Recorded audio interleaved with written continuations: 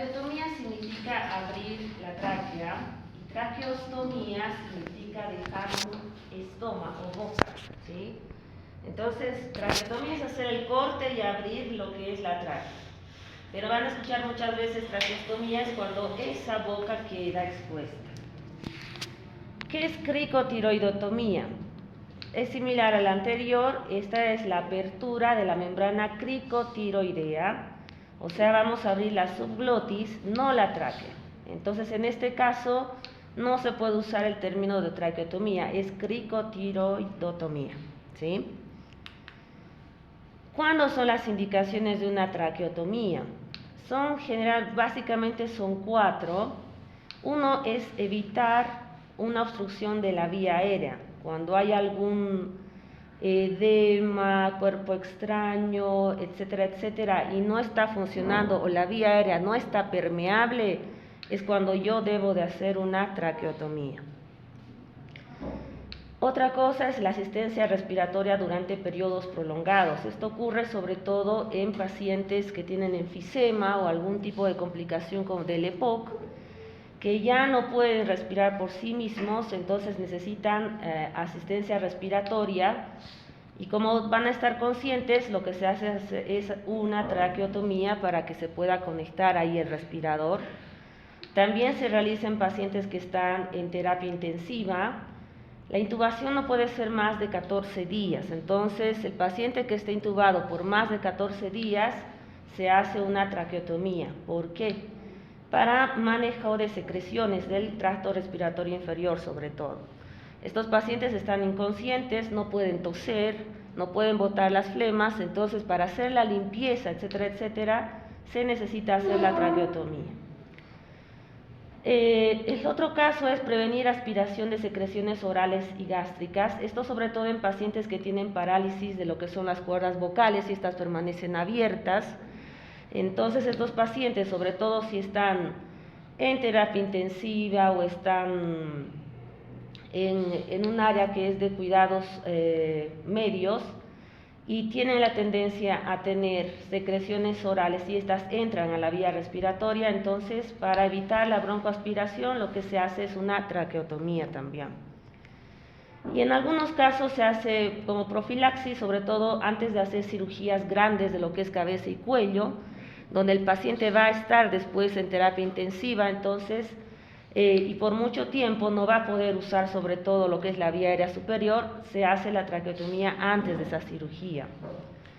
Y este sería el último caso, que es una apnea del sueño severa. Esto es solamente en caso de que no pueda usar el CPAP u otro dispositivo para poder aliviar esto. En la clase teórica de la próxima semana vamos a ver patologías del sueño, entonces ahí van a entender por qué esto es peligroso, ¿sí? Entonces, en estos casos se puede hacer también una traqueotomía. Vamos a hacer recuerdo algo de lo que es la anatomía para poder ubicar el lugar donde se debe de hacer el corte. Y uno es el manubrio esternal y los cartílagos tiroides y cricoides, que son estructuras que se pueden fácilmente palpar a través de la piel. El cricoide se encuentra muy inmediatamente debajo del tiroides y puede encontrarse fácilmente utilizando como referencia el manubrio del esternón o la quilla tiroidea. Entonces, generalmente se encuentran a unos 3 centímetros por arriba de lo que es el esternón, el manubrio del esternón. Entonces, de ahí ya podemos ubicar fácilmente dónde se encuentra el cartílago tiroides y cricoides. La membrana cricotiroidea se localiza entre los cartílagos tiroides y cricoides y puede ser identificada al palpar una ligera hendidura en la piel inferior a la prominencia laringea. La cricotiroidotomía, esta generalmente no se hace, no se realiza porque en esta área están 2 músculos importantes, que son el músculo vocal y el músculo tiroaritenoideo, ¿sí? Entonces, estos 2 músculos son importantes para la fonación de la persona y hay mucho riesgo de generar una lesión a ese nivel, por tanto, esta se evita, solamente se hace en casos de mucha urgencia. Entonces, se prefiere siempre hacer la tiroidotomía. Y acá vemos, este es el cartílago tiroides, acá abajo este es el cricoides, esta vendría a ser la membrana cricotiroidea, y acá vemos los anillos ya traqueales, este es el hueso hioides, esta es la quilla esternal, y como ven más o menos a unos 2, 3, 4 centímetros ya se encuentra lo que es el cartílago, el cricoides y tiroides más arriba. ¿Cuál es la técnica quirúrgica? Primero hay que encontrar las estructuras laringeas y traqueales mediante palpación. Hay que fijar la laringe con los dedos, con el primero y el tercero de la mano izquierda, y palpando con el índice de la otra mano el cartílago tiroides con su escotadura. El espacio cricotiroideo, el cricoides y los primeros anillos traqueales. Entonces todo esto se hace mediante palpación, ¿sí? ¿Cómo se hace la incisión? Acá vemos, por ejemplo, acá marcaron lo que es el cartílago tiroides, acá abajo está el cricoides y por abajo estarían ya los anillos traqueales. Se hace una incisión horizontal arciforme, se practica en un pliegue del cuello y tiene una longitud más o menos de 4 o 5 centímetros. Es lo que yo voy a hacer un corte a ese nivel. Y se hace más o menos a 3 centímetros por encima de la horquilla esternal. ¿Qué quiere decir esto? Que la incisión se tiene que hacer más o menos en el segundo, tercero y cuarto anillo traqueal, en ese espacio. Y esta es la que más se usa actualmente. Sobre todo nos permite un acceso cervical fácil, haciendo este tipo de incisión. Una vez que hago la incisión horizontal, lo primero que voy a encontrar es el tejido celular subcutáneo, ¿sí? Obviamente esto se hace en un quirófano, muchas veces se hace en terapia intensiva también, donde tienen los aparatos y elementos para poder realizarlo, o en la guardia muchas veces. Entonces, lo más importante es, apenas comienzo a hacer la incisión, comenzar a hacer hemostasia con la pinza bipolar o el electrobisturí. Una vez que encontré el tejido celular subcutáneo, lo que hago es ir divulsionando para poder encontrar, después vienen los músculos. Hay que exponer los músculos esternoioideos, y estos músculos, si se acuerdan, están en posición vertical. Entonces lo que se hace es separarlos en esa misma dirección. Entonces en este periodo mi incisión era horizontal y de repente se pone vertical, ¿sí? Por debajo de los músculos vamos a encontrar, es importante que cuando yo estoy haciendo la disección de los músculos, no hay que desplazar la tráquea de la línea media. Entonces, siempre debemos mantenernos en la línea media sin desplazar la tráquea. ¿Por qué? Porque en la parte lateral de la tráquea pasan los vasos y los nervios que se ocupan de la fonación. ¿Se acuerdan de los recurrentes? Van por esa área. Entonces, hay que tener cuidado de no irnos por fuera. Si yo me mantengo en el medio, es un lugar seguro donde no voy a hacer daño. Una vez que hago la disección de los músculos, voy a exponer primero lo que es la glándula tiroides y su istmo. Y voy a ver el arco del cartílago cricoides. Y en este lugar lo que se hace es cortar la glándula tiroidea, porque justo el istmo está en lo que es el anillo segundo, tercero y cuarto. Entonces, ¿qué es lo que se hace? Se mete una pinza por abajo del istmo y lo que se hace es poner 2 pinzas de ambos lados, se corta y luego eso se liga con seda, ¿sí? Una vez que cortamos esto, ahí ya vamos a tener todo lo que es el plano anterior traqueal, que corresponde al tercero hasta el cuarto primeros anillos. Entonces, de esta manera, esta por ejemplo es la glándula tiroides, su istmo. Acá lo que hicieron ya es cortar, se ligó a ambos lados. ¿Esta tiroides va a seguir funcionando? Sí, va a seguir funcionando, ¿sí? ¿Cómo hago la apertura de la tráquea? Esta se debe hacer entre el segundo y el cuarto anillo traqueal, en esa área.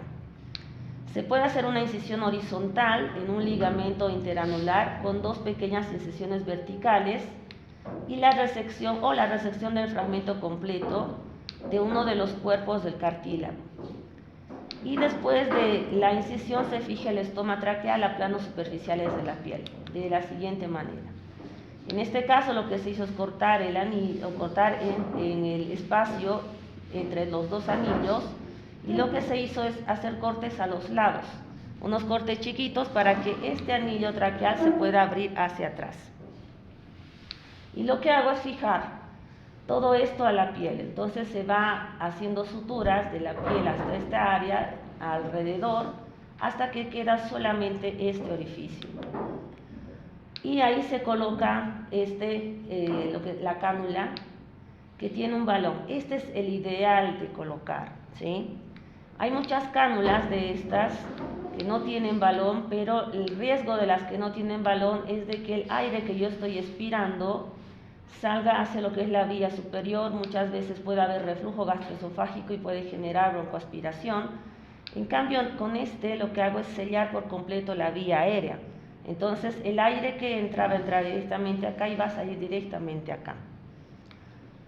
¿Cómo se coloca? Se coloca, primero entra esta parte, obviamente, hay que hacer un giro y entra. Es bien sencillo, no es complicado. Y esto luego se fija, tiene unos esparadrapos que se fijan alrededor del cuello, por abajo se pone una gasa y lo que se hace es hacer una curación. Entonces, de esta manera se procede para hacer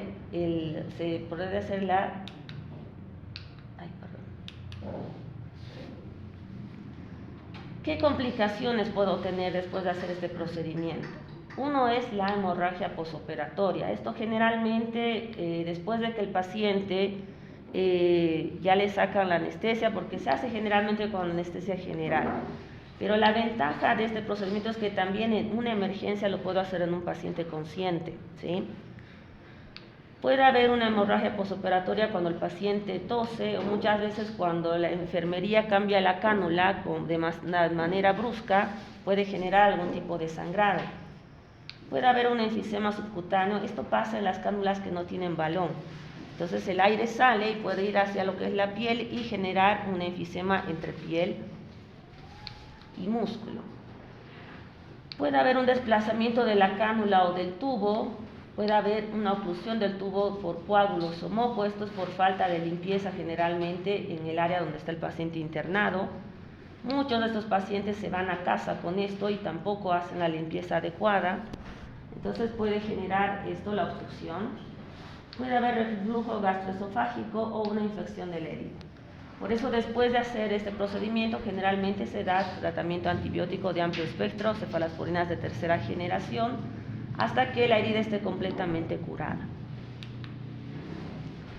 Ahora, la traqueostomía percutánea, esta es otro tipo de técnica. En esta lo que se hace es, se localiza los anillos traqueales y se hace la punción o la incisión cutánea con una aguja montada sobre un catéter.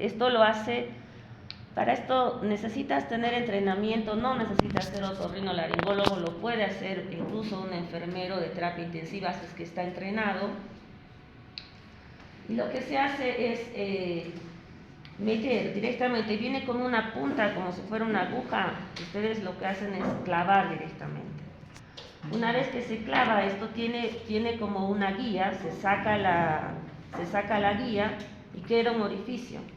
Por ese orificio lo que se hace es se coloca un hilo en la tráquea que es metálico y que es maleable, y lo que se hace es colocar se comienza a agrandear con diferentes tamaños de tubos. Entonces lo que se hace es meter uno ya grande, se pone uno más grande, hasta que sea un orificio más o menos aceptable y pueda entrar la cánula. Una de las limitaciones es que no se debe realizar en pacientes sin intubación anterior o que estén despiertos. O sea, esto se puede hacer solamente en pacientes que están intubados y tienen que tener anestesia, ¿sí? La seguridad ventilatoria es la condición esencial para practicar esta técnica. O sea, que mientras se está haciendo la técnica, hay que estar seguros de que el paciente está ventilando en ese momento. Entonces, esa es la desventaja. En cambio, la otra la puedo hacer en un paciente consciente, ¿sí?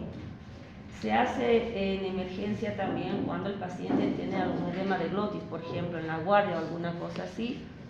Es un procedimiento rápido, ¿sí? Se corta, se abre y se corta la tiroides y se encuentra el niño tracal, se corta y se mete la cama, ¿sí? O sea, es para salvar la vida muchas veces.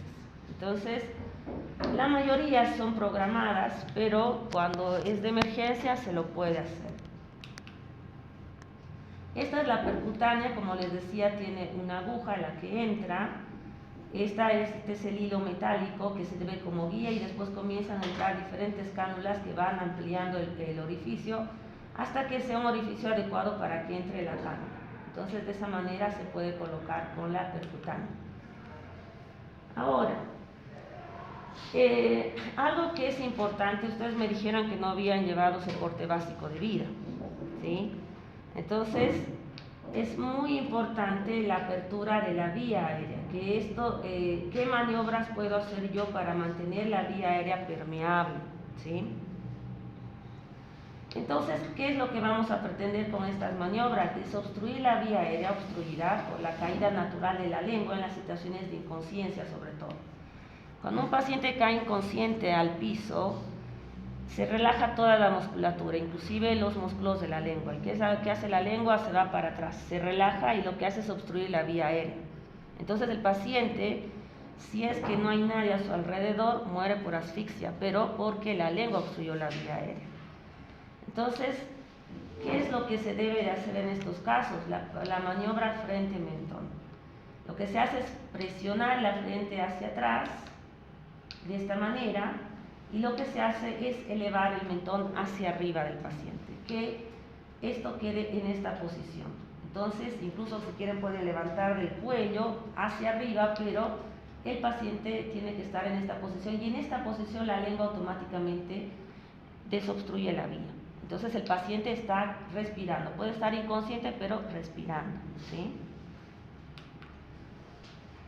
Ahora, el desplazamiento o elevación mandibular, este es en caso de que yo tenga la sospecha de que hay una lesión de la columna cervical.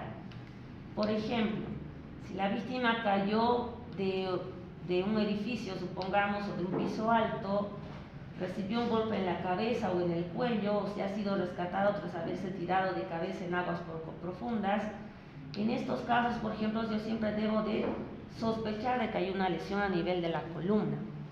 En esos casos no puedo hacer la primera maniobra porque lo que voy a generar es una lesión en la médula espinal del paciente y el paciente puede quedar paralizado.